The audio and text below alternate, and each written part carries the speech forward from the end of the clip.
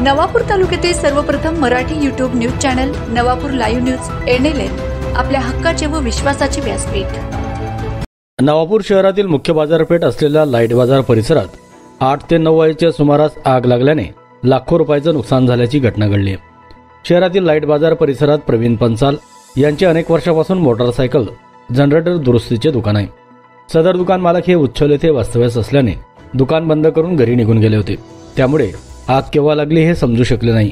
प्रत्यक्षदर्शींच्या म्हणण्यानुसार सायंकाळी 7 वाजेपासून हलक्या स्वरूपाचा धूर निघत असल्याचं म्हटले जात आहे।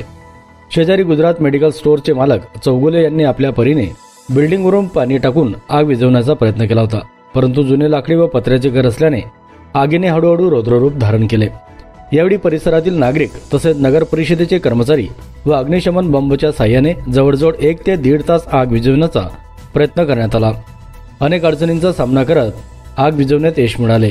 या परिसरात 50 वर्षाहून अधिक वर्ष जुने घर असल्याने वेळीच आगीवर नियंत्रण मिळाले नसते तर मोठी दुर्घटना घडली असती, असे बोलले जात आहे। Bureau report, Navapur live news, Navapur. मालूम नहीं, आग तो लगी पर 6:30 बजे से लगी है। नुकसान कितना लगी वो मालूम नहीं, दुकान तो बंद करके चले गए घर पे। नुकसान 4 से 5 लाख के आसपास नुकसान है। क्या क्या जला है? सब मशीनरी का सामान था, सब मशीन भी जल गई है।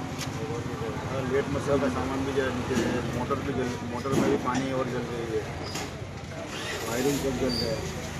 मशीन में भी पाना पीछे है वो तो खराब થઈ ગયા ને આપણો टूल्स બધા ખરાબ થઈ ગયા બધા। અને પેલું વેલ્ડિંગ મશીન બી આપણે જોયું તો તે બી ખરાબ જ થઈ ગયેલું છે। शेजारचे प्रवीण काका पंचाल यांच्या घराला काल संध्याकाळी आग लागली। जसं 6:15ला आग लागल्याचं कळलं, मी समोरच्या कॉम्प्लेक्समध्ये होतो। मला तिथून धूर येताना दिसला, म्हणून मी घरी आलो। तर माझ्या बायकोने सांगितलं की वास येतोय काहीतरी जळल्याचा। बाहेर निघून बघितलं तर शेजारून धूर येत होता आणि आग लागली होती। आम्ही तरत वरती आलो। वरती आल्यावर त्यांनी इथून सगळ्यांनी पाणी घेतलं।